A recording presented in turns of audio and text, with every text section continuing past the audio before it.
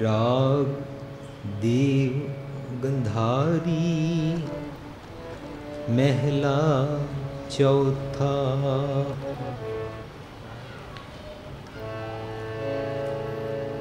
अब हम चली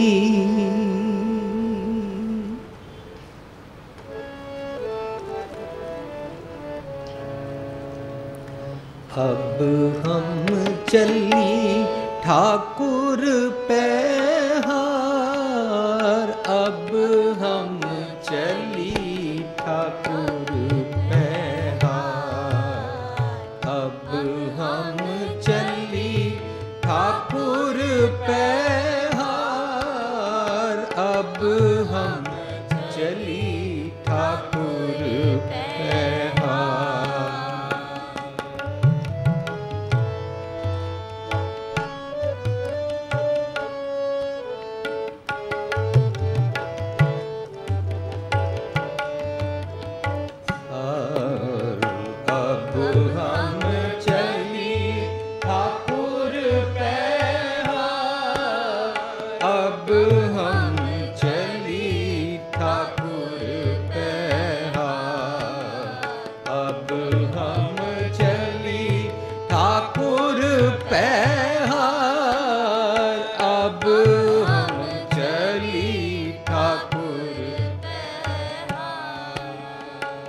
जब हम शरण प्रभु की आई, जब हम शरण प्रभु की आई, राग प्रभु पावे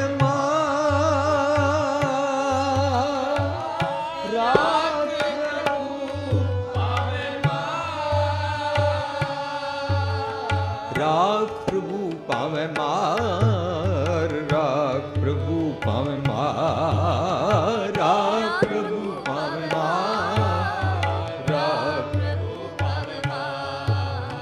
अब हम चली ठाकुर पैहार। अब हम चली ठाकुर पैहार।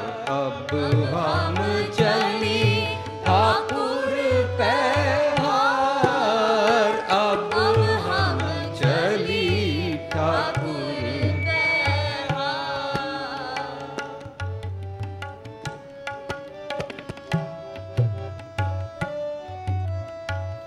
लोकन की चतुराई उपमा, लोकन की चतुराई तेरे संतर जार। तेरे संतर जार। तेरे संतर जार। तेरे जार। तेरे संतर जार। तेरे संतर जार। लोकन की चतुराई उपमा, लोकन की चतुराई उपमा तेरे संतर जार। तेरे संतर जार। कोई भला कहो पावे बुरा कहो,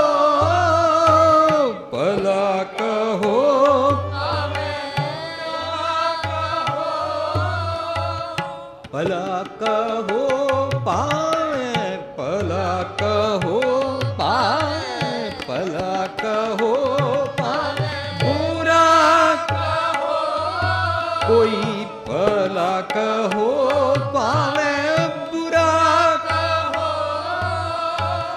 हम तन दियो है टाल, हम तन दियो है टाल,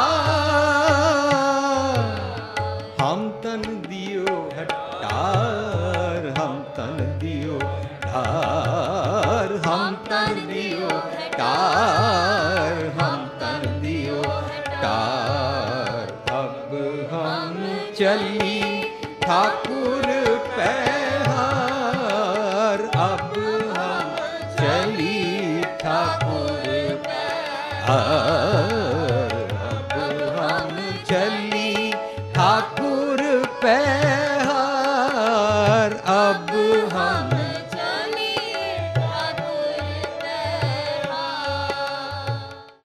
राग देव गंधारी विच महला चौथा गुरु रामदास पातशाह का शब्द है। घर पहला राग दे ताल दी पिच जिस विच इसनूं गायन किया जाता है वह घर पहला। गुरु ग्रंथ साहिब के 527-28 नंबर पन्ने ते शब्द अंकित है। असी सब जानते हाँ कि बाणी की बनतर विच ज़्यादातर शब्दों में सानू रहाव लिखिया मिलता है।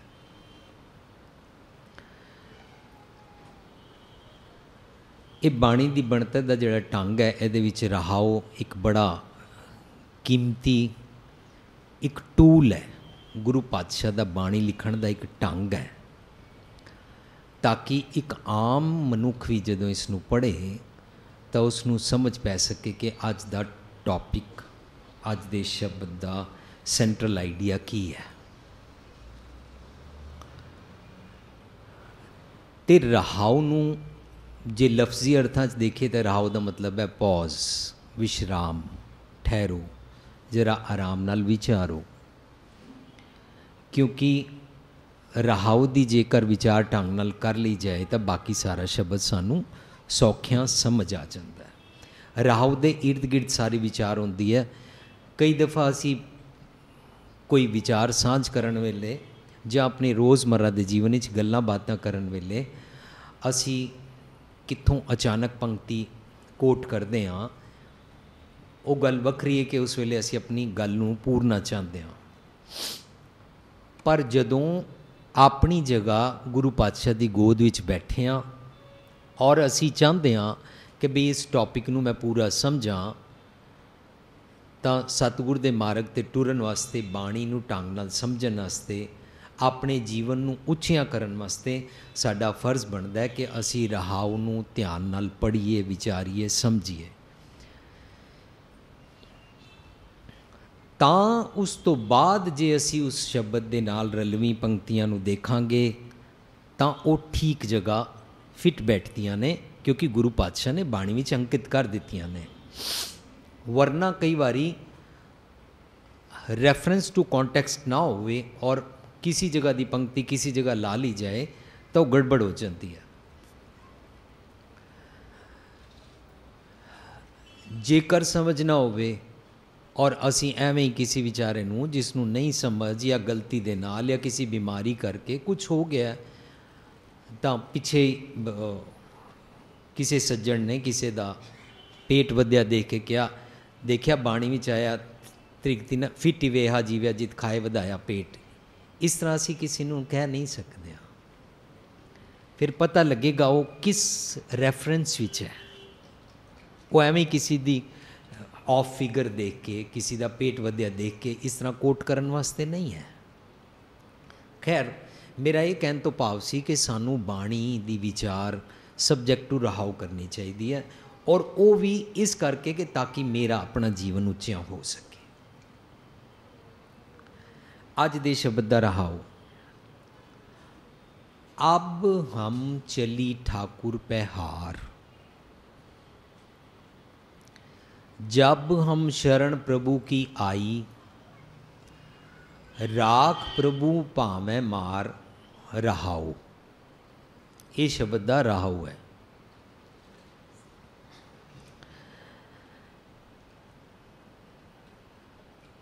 ਬਹੁਤ ਆਰਾਮ ਦੇ ਨਾਲ ਸੋਚਣਾ ਪਏਗਾ ਕਿ ਮੈਂ ਇਸ ਨੂੰ ਗਾਉਂਦਾ ਵੀ ਹਾਂ, ਅਸੀਂ ਗਾ ਕੇ ਸੁਣਦੇ ਵੀ ਹਾਂ ਸਾਰੇ, ਪਰ ਇਤਨਾ ਸੋਚਣ ਦਾ ਸਮਾਂ ਨਹੀਂ ਹੈ ਕਿਉਂਕਿ ਅਸੀਂ ਬਹੁਤ ਬਿਜ਼ੀ ਹਾਂ। ਕਿਸੇ ਵੀ ਦੁਨਿਆਵੀ ਕੰਮ ਵਿੱਚ ਇਤਨੇ ਸਖਤ ਬਿਜ਼ੀ ਹਾਂ ਜਿਹਦੇ ਕਾਰਨ ਸੋਚ ਰਹੇ ਹਾਂ ਕਿ ਮੈਂ ਸੁਖੀ ਹਾਂ। ਕੁਛ ਐਸੇ ਕੰਮ ਵਿੱਚ ਬਿਜ਼ੀ ਹਾਂ ਜਿਹਦੇ ਕਾਰਨ ਸੋਚ ਰਹੇ ਹਾਂ ਕਿ ਮੈਨੂੰ ਤੇ ਚੈਨ ਹੈ। ਕੁਛ ਇਸ ਤਰੀਕੇ ਨਾਲ ਭਰਮ ਭੁਲੇਖੇ ਦੇ ਕਾਰਨ ਇਸ ਤਰ੍ਹਾਂ ਬਿਜ਼ੀ ਹਾਂ ਕਿ ਸੋਚ ਰਹੇ ਹਾਂ ਕਿ ਮੈਂ ਰੱਬ ਜੀ ਨਾਲ ਇਕਮਿਕ ਹਾਂ, ਆਈ ਐਮ ਸਪਿਰਿਚੁਅਲ, ਮੈਂ ਤੇ ਧਾਰਮਿਕ ਹੈ ਹੀ ਹਾਂ। 4 ਚੀਜ਼ਾਂ ਮੈਨੂੰ ਦੱਸੀਆਂ ਸੀ। ਸਵੇਰੇ ਉੱਠਣਾ ਚਾਹੀਦਾ, ਮੈਂ ਉੱਠਦਾ। ਕੇਸ ਰੱਖਣੇ ਚਾਹੀਦੇ ਨੇ, ਮੈਂ ਰੱਖੇ ਹੋਏ ਨੇ। ਬਾਣੀ ਪੜ੍ਹਨੀ ਚਾਹੀਦੀ ਹੈ, ਮੈਂ ਪੜ੍ਹਦਾ। ਮੈਂ ਤੇ ਧਾਰਮਿਕ ਹੋ ਹੀ ਗਿਆ। ਇਸ ਤੋਂ ਅੱਗੇ ਤਾਂ ਮੈਨੂੰ ਕੁਝ ਸਿੱਖਣਾ ਨਹੀਂ ਹੈ। ਪਰ ਜੇਕਰ ਗੁਰੂ ਪਾਤਸ਼ਾਹ ਜੀ ਦੀ ਬਾਣੀ ਨੂੰ ਖੋਜ ਕੇ ਰੁਕ ਕੇ ਆਰਾਮ ਦੇ ਨਾਲ ਸਹਿਜੇ ਸਹਿਜੇ ਬਿਲੋਵੀਏ, ਵਿਚਾਰੀਏ, ਘੋਲੀਏ, ਹਰ ਕਾ ਬਿਲੋਵਨਾ, ਬਿਲੋਈਏ, ਤਾਂ ਸਾਨੂੰ ਬੜੀ ਕੀਮਤੀ ਵਿਚਾਰਾਂ ਮਿਲਦੀਆਂ ਨੇ। ਅਤੇ ਉਹ ਕੀਮਤੀ ਵਿਚਾਰਾਂ ਅਸੀਂ ਲੋਕਾਂ ਨੂੰ ਨਹੀਂ ਸੁਣਾਉਣੀਆਂ। ਸਾਨੂੰ ਕੀਮਤੀ ਵਿਚਾਰਾਂ ਐਸੀਆਂ ਮਿਲਦੀਆਂ ਨੇ ਜਿਨ੍ਹਾਂ ਨਾਲ ਮੇਰਾ ਆਪਣਾ ਹਿਰਦਾ ਟੁੰਬਿਆ ਜੰਮਦਾ ਹੈ। ਕਿਉਂਕਿ ਸਤਿਗੁਰ ਕੀ ਬਾਣੀ ਸਤ ਸਰੂਪ ਹੈ ਨਾ, ਇੰਨੀ ਖਰੀ ਸੱਚੀ ਹੈ। ਪਰ ਨਾਲ ਸਿਖਾਉਂਦੀ ਹੈ ਗੁਰਬਾਣੀ ਬਣੀ ਹੈ। ਗੁਰਬਾਣੀ ਬਣੀ ਹੈ ਕਿ ਮੈਂ ਗੁਰਬਾਣੀ ਦੇ ਅੱਖਰ ਬਣ ਜਾਵਾਂ। ਗੁਰਬਾਣੀ ਬਣੀਏ ਦਾ ਮਤਲਬ ਹੈ ਜੋ ਗੁਰਬਾਣੀ ਤੈਨੂੰ ਬੀਇੰਗ ਸਿਖਾਉਂਦੀ ਹੈ, ਜੋ ਸ਼ਖਸੀਅਤ ਤੂੰ ਬਣਨਾ ਚਾਹੀਦਾ ਹੈ, ਇਹ ਇਨਸਾਨ, ਉਹ ਬਣ ਜਾ। ਤੇ ਜਦੋਂ ਮੈਨੂੰ ਸਮਝ ਆਵੇ ਕਿ ਮੈਂ ਉਹ ਵਾਲਾ ਬੀਇੰਗ ਬਣਨਾ ਹੈ, ਉਹ ਗੱਲ ਮੈਨੂੰ ਟੁੰਬ ਜਾਏ ਮੇਰੇ ਹਿਰਦੇ ਨੂੰ, ਤਾਂ ਮੈਂ ਵੈਸੇ ਪਾਸੇ ਆਪਣਾ ਉਦਮ ਸ਼ੁਰੂ ਕਰ ਦਿਆਂ। ਇਸ ਨੂੰ ਕਹਿੰਦੇ ਨੇ ਸੁਣਿਆ ਮੰਨਿਆ ਮਨ ਕੀਤਾ ਭਾਵ। ਤੇ ਜੇ ਆਰਾਮ ਦੇ ਨਾਲ ਪੜ੍ਹਨ ਲੱਗੇ, ਬਹੁਤ ਸਹਿਜ ਨਾਲ ਵਿਚਾਰਨ ਲੱਗ ਪਏ ਇੱਕ ਇੱਕ ਅੱਖਰ, ਤਾਂ ਫਿਰ ਅਬ ਤੋਂ ਅੱਗੇ ਟੁਰਨਾ ਮੁਸ਼ਕਿਲ ਹੈ। ਬਹੁਤ ਬਰੀਕੀ ਦੇ ਨਾਲ ਸੋਚਣਾ ਪਏਗਾ। ਅਬ ਦਾ ਮਤਲਬ ਅਬ कितना सिंपल है। काका 5 साल का हो गया, अच्छा अब तक घर खेलता था, अब स्कूल जा सकता है। अब नाउ ऑनवर्ड्स। अब नू समझना बहुत जरूरी है। कोई लफ्जी वो नहीं है गेम, कोई लफ्जी ज्ञानवान की गल नहीं चल रही, कोई किसी ग्रामर ਨੂੰ ਸਮਝਣ ਦੀ ਗੱਲ ਨਹੀਂ ਚੱਲ ਰਹੀ। ਸਿੰਪਲ ਅਬ, ਕਿਉਂਕਿ ਸ਼ਬਦ ਦੇ ਵਿੱਚ ਆਇਆ ਜਬ ਹਮ ਸ਼ਰਨ ਪ੍ਰਭੂ ਕੀ ਆਈ, ਤਾਂ ਅਬ ਨੂੰ ਸਮਝਣਾ ਬਹੁਤ ਜ਼ਰੂਰੀ ਹੋ ਗਿਆ। ਉਹ ਇਹ ਕਿ ਅਬ ਤੋਂ ਪਹਿਲਾਂ ਮੈਂ ਕੁਝ ਕਰਦਾ ਸੀ, ਇਹ ਪੁਆਇੰਟ ਸਮਝਣ ਵਾਲਾ ਹੈ। ਅਬ ਤੋਂ ਪਹਿਲਾਂ ਮੈਂ ਕੁਝ ਕਰਦਾ ਸੀ, ਉਹ ਕਰਨ ਤੇ ਮੈਨੂੰ ਚੈਨ ਨਹੀਂ ਆਇਆ, ਉਹ ਕਰਨ ਤੇ ਮੇਰੇ ਮਨ ਦਾ ਭਰਮ ਦੂਰ ਨਹੀਂ ਹੋਇਆ। ਭਾਵੇਂ ਕੋਈ ਵੀ ਦੁਨੀਆ ਦੇ ਮਜ਼ਹਬ ਦਾ ਕੋਈ ਵੀ ਮੈਂ ਪ੍ਰੈਕਟਿਸ ਕਰਮ ਕਾਂਡ ਕਰਦਾ ਸਾਂ, ਕਿਤਨੇ ਢੰਗ ਦੇ ਨਾਲ ਗੁਰੂ ਸਾਹਿਬ ਨੇ ਸਾਰੇ ਇਨਸਾਨਾਂ ਨੂੰ ਇਸ ਜੰਕਚਰ ਤੇ ਲਿਆ ਕੇ ਖਿਲਾਰ ਦਿੱਤਾ ਹੈ कि ए इंसान सोच अब, इसका मतलब अब से पहले कुछ करता था तो कहना पड़ा ना अब।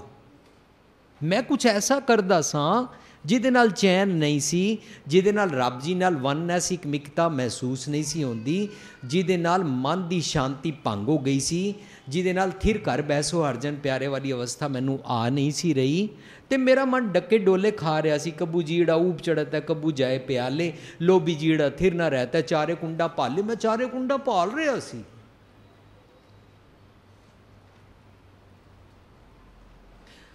ਤੇ ਦਹਿ ਦਿਸ ਛਤਰ ਮੇਘ ਘਟਾਕਟ ਦਾਮਨ ਚਮਕ ਡਰਾਇਓ ਹੋ ਰਿਹਾ ਸੀ ਮੈਨੂੰ।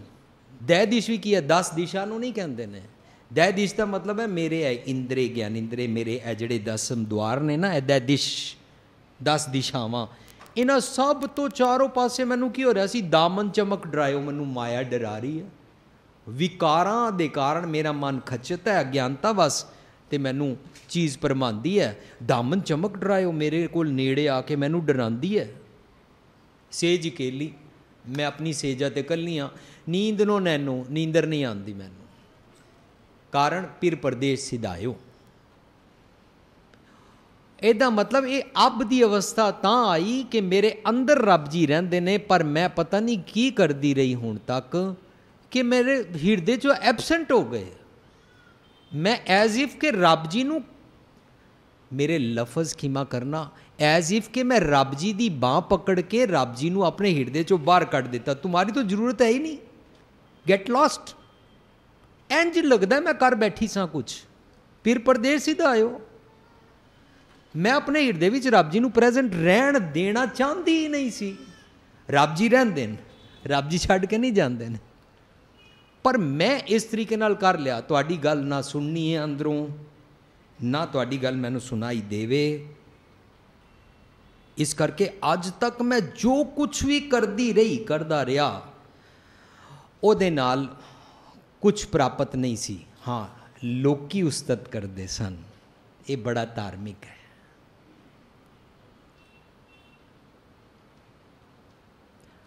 ਪਰ ਹਰ ਅਰਾਧ ਨਾ ਜਾਣਾ ਰੇ, ਹਰ ਹਰ ਗੁਰ ਗੁਰ ਕਰਤਾ ਰੇ। ਹਰ ਜੀਓ ਨਾਮ ਪਰਿਓ ਰਾਮਦਾਸ, ਮੇਰਾ ਲੋਕਾਂ ਨੇ ਰਾਮ ਦਾ ਦਾਸ, ਰੱਬ ਜੀ ਦਾ ਭਗਤ ਨਾਂ ਰੱਖਿਆ ਹੋਇਆ ਸੀ। ਬਟ ਇੱਥੇ ਮੈਨੂੰ ਪਤਾ ਸੀ ਮੈਨੂੰ ਚੈਨ ਨਹੀਂ ਹੈ। ਮੈਂ ਸਭ ਦਿਖਾਵੇ ਦਾ ਕਰਦੀ ਸੀ, ਮੈਂ ਸਭ ਲੋਕਾਂ ਦੀ ਵਾਹ ਦਾ ਕਰਦੀ ਸੀ। ਇਸ ਕਰਕੇ ਕਰਦੀ ਸੀ। ਫੈਮਿਨਿਨ ਜੈਂਡਰ ਵਿੱਚ ਇੱਕ ਗੱਲ ਹੀ ਹੈ। ਫੈਮਿਨਿਨ ਜੈਂਡਰ ਵੀ ਇਸ ਕਰਕੇ ਕੀਤਾ ਜਾਂਦਾ ਹੈ ਧਾਰਮਿਕਤਾ ਵਿੱਚ, ਕਿਉਂਕਿ ਫੈਮਿਨਿਨ ਜੈਂਡਰ ਵਿੱਚ ਸਰੈਂਡਰ ਦੀ ਭਾਵਨਾ ਹੁੰਦੀ ਹੈ, ਇਸਤਰੀ ਵਿੱਚ ਸਰੈਂਡਰ ਦੀ ਭਾਵਨਾ ਹੁੰਦੀ ਹੈ। ਤਾਂ ਹੀ ਆਪਣਾ ਘਰ-ਬਾਰ ਬੂਆ ਛੱਡ ਕੇ ਸਾਡੇ ਗ੍ਰਹਿ ਵਿਖੇ ਆ ਜਾਂਦੀ ਹੈ। ਲੇਕਿਨ ਇਹ ਪ੍ਰਤੀਕ ਨੂੰ ਗੁਰੂ ਸਾਹਿਬ ਵਰਤਦੇ ਨੇ ਕਿ ਤੂੰ ਵੀ ਤੇ ਕਿਸੇ ਬਾਰ ਪਰਾਏ ਬੈਸਣਾ ਵਾਲੇ ਘਰ 'ਚ ਬੈਠਾ ਹੋਇਆ ਹੈ। ਇਸਤਰੀ ਹੈ ਕਿ ਮਰਦ ਹੈ, ਇਹਦੇ ਨਾਲ ਕੀ ਫਰਕ ਪੈਂਦਾ ਹੈ?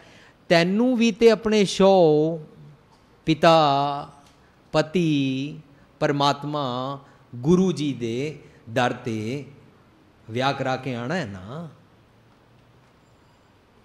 ਇਹਦਾ ਮਤਲਬ ਬਹੁਤ ਆਪਣੀ ਜਗ੍ਹਾ ਆਪਣੇ ਘਰ ਜਾ ਕੇ ਕੱਲਿਆਂ ਕੱਲਿਆਂ ਬੈਠ ਕੇ ਸੋਚਣਾ, ਇਹ ਗੁਰਮਤ ਦਾ ਮੈਡੀਟੇਸ਼ਨ ਹੈ। ਸਿਰਫ ਚੌਂਕੜਾ ਮਾਰਨ ਨੂੰ ਗੁਰਮਤ ਮੈਡੀਟੇਸ਼ਨ ਨਹੀਂ ਮੰਨਦੀ ਹੈ। ਅੱਖਾਂ ਬੰਦ ਕਰ ਲੈਣ ਨੂੰ ਮੈਡੀਟੇਸ਼ਨ ਗੁਰਮਤ ਨਹੀਂ ਮੰਨਦੀ ਹੈ। ਵਰਨਾ ਸਾਡੇ ਕੋਲ ਜਿਸ ਤਰ੍ਹਾਂ ਭਾਈ ਗੁਰਦਾਸ ਜੀ ਕਹਿੰਦੇ ਨੇ, ਗਾਏ ਸੂਏ ਆਂਖੇ ਨੀਚੇ ਪਾਈਏ ਨਾ ਪਰਮ ਪਦ। ਤੇ ਗੁਰਮਤ ਦਾ ਮੈਡੀਟੇਸ਼ਨ ਕੀ ਹੈ? ਸਾਰੀ ਦੁਨੀਆ ਵਾਸਤੇ ਗੁਰਮਤ ਦਾ ਮੈਡੀਟੇਸ਼ਨ ਦਾ ਮੈਸੇਜ ਹੀ ਅਲੱਗ ਹੈ। ਉਹ ਹੈ ਕੱਲਿਆਂ ਬੈਠ ਕੇ ਆਪਣੇ ਬਾਰੇ ਵਿਚਾਰ ਕਰਿਆ ਕਰ, ਆਪ ਨੜਾ ਗਿਰਬਾਨ ਮੈਂ ਸਿਰ ਨੀਵਾ ਕਰ ਵੇਖ। ਇਹ ਗੁਰਮਤ ਦਾ ਮੈਡੀਟੇਸ਼ਨ ਹੈ। ਕਿਉਂਕਿ ਆਮ ਰੋਜ਼ ਲੋਕੀ ਪੁੱਛਦੇ ਨੇ ਤੁਹਾਡਾ ਮੈਡੀਟੇਸ਼ਨ ਬਾਰੇ ਕੀ ਖਿਆਲ ਹੈ, ਤਾਂ ਲੋਕਾਂ ਦਾ ਸਵਾਲ ਪੁੱਛਣ ਦਾ ਢੰਗ ਦੇ ਪਿੱਛੋਂ ਇੰਟੈਂਸ਼ਨ ਨਜ਼ਰ ਆ ਰਹੀ ਹੁੰਦੀ ਹੈ। ਇਹ ਸਿੱਧਾ ਜੋਗੀਆਂ ਵਾਲਾ ਚੌਂਕੜਾ ਮਾਰ ਕੇ, ਸਵਾਸ ਰੋਕ ਕੇ, ਜਾਂ ਅਲੋਮ ਵਿਲੋਮ ਕਰਕੇ, ਜਾਂ ਕੁਛ ਇਸ ਤਰੀਕੇ ਦੇ ਨਾਲ ਇਹ ਪੁੱਛਦੇ ਪਏ ਨੇ। ਪਰ ਗੁਰੂ ਪਾਤਸ਼ਾਹ ਇਹ ਕਹਿੰਦੇ ਨੇ ਤੂੰ ਸਵਾਸ ਰੋਕ ਕੇ ਇੱਕ ਵਾਰੀ ਚੌਂਕੜਾ ਮਾਰ ਕੇ ਕਰ ਲਵੇਂ, ਪਰ ਬਾਕੀ ਹਰ ਵੇਲੇ ਤੂੰ ਤੇ ਇੱਕਦਮ ਮੋਮਬੱਤੀ ਵਾਂਗੂ ਪਿਘਲ ਜਾਣਾ ਹੈ। ਬਾਕੀ ਹਰ ਵੇਲੇ ਤਾਂ ਤੂੰ ਇਸ ਤਰ੍ਹਾਂ ਕੱਚਾ ਜਿਹਾ ਪਪੇਟ ਹੈ ਕਿ ਤੈਨੂੰ ਉਸਤਤ ਨਿੰਦਾ ਦੀ ਜਰਾ ਜੀ ਆਵਾਜ਼ ਚਲਦੀ ਹੈ ਤਾਂ ਤੂੰ ਪਿਘਲ ਜਾਣਾ ਹੈ। ਇੰਨਾ ਕੱਚਾ ਤੂੰ ਹੈ। ਸੋ ਘਰ ਜਾ ਕੇ ਕੱਲਿਆਂ ਬੈਠ ਬੈਠ ਕੇ ਆਪਣੀ ਵਿਚਾਰ ਸ਼ੁਰੂ ਕਰ ਲੈਣਾ ਕਿ ਹੁਣ ਤੱਕ ਮੈਂ ਕੀ ਕਰਦਾ ਹਾਂ, ਇਹਦੇ ਨਾਲ ਮੈਨੂੰ ਕੀ ਪ੍ਰਾਪਤ ਹੋਇਆ। ਤਾਂ ਅਗਲੀ ਯਾਤਰਾ ਸ਼ੁਰੂ ਹੋ ਜਾਏਗੀ। ਤੇ ਜੇ ਇੱਥੇ ਹੀ ਖਲੋ ਗਿਆ ਮੈਨੂੰ ਸਭ ਕੁਝ ਪਤਾ ਹੈ, ਮੈਂ ਤਾਂ ਧਾਰਮਿਕ ਹੈ ਹੀ ਹਾਂ, ਲੋਕਾਂ ਵਿੱਚ ਬਰਾਦਰੀ ਵਿੱਚ ਤਾਂ ਮੈਨੂੰ ਸਾਰੇ ਜਾਣਦੇ ਹੀ ਨੇ, ਸਾਰੇ ਮੇਰੀ ਉਪਮਾ ਵੀ ਕਰਦੇ ਨੇ, ਸਾਰੇ ਮੈਨੂੰ ਵਡਿਆਉਂਦੇ ਵੀ ਨੇ, ਗੱਲ ਖਤਮ ਹੋ ਗਈ। ਫਿਰ ਰੁਕ ਜਾਵਾਂਗੇ, ਫਿਰ ਗਏ, ਫਿਰ ਸਤਿਗੁਰ ਦੇ ਗਾਡੀ ਰਾਹ ਤੋਂ ਉਤਰ ਗਏ, ਫਿਰ ਸਤਿਗੁਰ ਦੀ ਟ੍ਰੇਨ ਤੋਂ ਉਤਰ ਗਏ।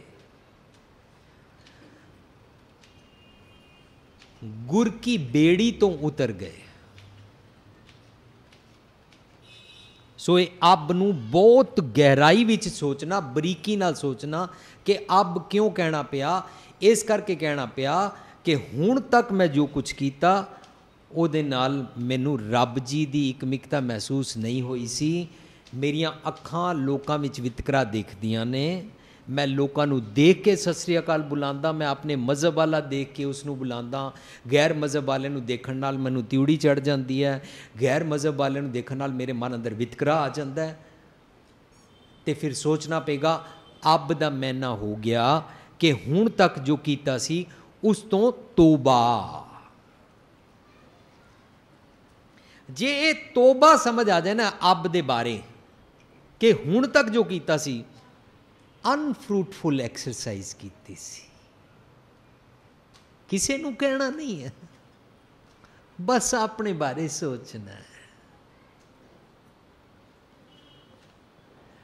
ਤਾਂ ਇਸ ਸ਼ਬਦ ਦਾ ਹਾਰ ਸਮਝ ਆ ਜਾਏਗਾ। अब हम चली ठाकुर पे हार। मैं उन हार के चलनी हाँ, क्योंकि मैं सारे आसरे परने, सारे दुनियावी मार्ग, सारे दुनियावी कर्म कांड, सारे लोगों नाल देखा देखी, जै मार्ग पंडित कहे पाछे पई वहीर वालियां, सारे मैं रस्ते इख्तियार करके देख ले। हार के अब ਅਤੇ ਹਾਰ ਕੇ, ਇਹਨਾਂ ਦੋਵਾਂ ਦਾ ਮਤਲਬ ਹੈ ਪਹਿਲੀ ਪ੍ਰੈਕਟਿਸ ਵੱਲ ਧਿਆਨ ਪੈ ਗਿਆ ਅਤੇ ਮਹਿਸੂਸ ਹੋਣ ਲੱਗ ਪਿਆ ਕਿ ਕੁਝ ਗੜਬੜ ਹੈ।